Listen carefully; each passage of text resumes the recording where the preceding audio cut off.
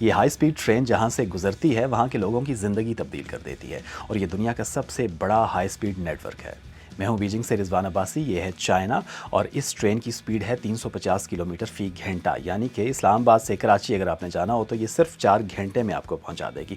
اور اب تو 400 اور 450 کلومیٹر کی جو ہائی سپیڈ ٹرینز ہیں وہ بھی اب لائن اپ ہو چکی ہیں۔ حال ہی میں چائنا نے high speed railway network کے 50,000 کلومیٹر کا جو کوریج ایریا ہے وہ کمپلیٹ کیا ہے۔ اس کا مطلب یہ ہے کہ یہ دنیا کا سب سے بڑا high speed railway network ہے۔ اور اگر ٹاپ 10 کنٹریز کی بات کی جائے تو چائنا کو چھوڑ کر جو ٹاپ 9 کنٹریز ہیں ان کا کمبائنڈ جو ہائی سپیڈ نیٹ ورک کا کوریج ایریا ہے وہ چائنا سے کم بنتا ہے۔ High speed railway network کا ان لوگوں کو فائدہ بہت زیادہ ہو رہا ہے۔ اب ایک شخص جس نے ایک شہر سے دوسرے شہر، چاہے وہ کتنا ہی دور کیوں نہ ہو، وہاں پہ جانا ہے تو وہ دوسری دفعہ نہیں سوچے گا، وہ ہائی سپیڈ ٹرین میں بیٹھ جائے گا اور چند ہی گھنٹوں میں دوسرے شہر پہنچ جائے گا۔ اور بائی دا وے، لوگ جو ہوائی سفر ہے اس سے بھی زیادہ جو ہائی سپیڈ ٹرینز ہیں ان میں سفر کرنا پریفر کرتا ہے۔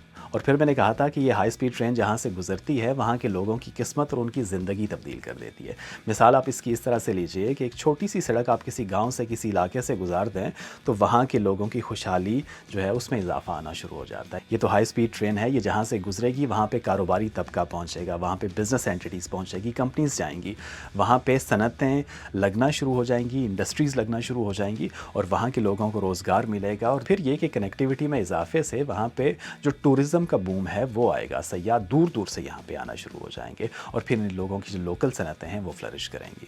یہ ہائی سپیڈ ٹرین جہاں سے گزرتی ہے وہاں کے لوگ ایک نئے دور میں داخل ہو جاتے ہیں۔